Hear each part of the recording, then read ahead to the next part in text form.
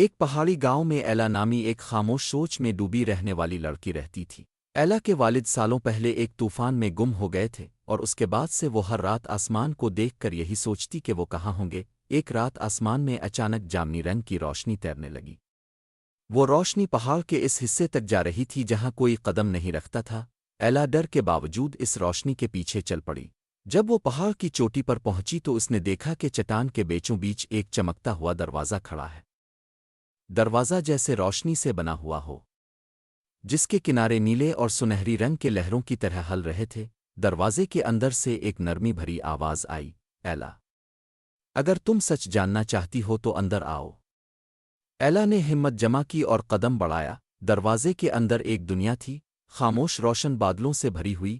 وہاں ایک چاندی کا بھیڑیا بیٹھا تھا جس کی آنکھیں نیلی آگ کی طرح چمک رہی تھیں۔ بھیڑیا آہستہ سے بولا، میں تمہیں نقصان نہیں دوں گا، میں اس راستے کا محافظ ہوں، تمہیں وہ بتانے آیا ہوں جو کوئی نہیں کہے گا۔ ایلا کی سانس رک گئی۔ بھیڑیا بولا، تمہارے والد زندہ ہیں، وہ اس روشنی کی دنیا میں قید ہے، انہیں تم ہی آزاد کر سکتی ہو۔ ایلا کے قدم کانپنے لگے مگر دل مضبوط تھا۔ وہ چاندی کے بھیڑیے کے ساتھ اس بے حد وسیع دنیا میں آگے بڑھنے لگی، آسمانی پہاڑوں کے درمیان چلتے ہوئے، نیلی روشنی کے درختوں کے جنگل میں داخل ہوتے ہوئے۔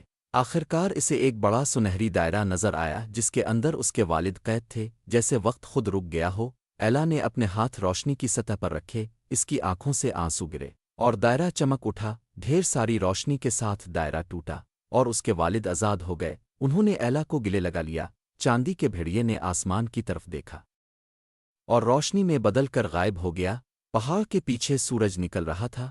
ایلا اپنے والد کو لے کر گاؤں واپس جا رہی تھی اور روشنی کا دروازہ آہستہ آہستہ بند ہو رہا تھا، جیسے وہ اپنا راز محفوظ کر رہا ہو۔ کسی نے لائک اور فالو نہیں کیا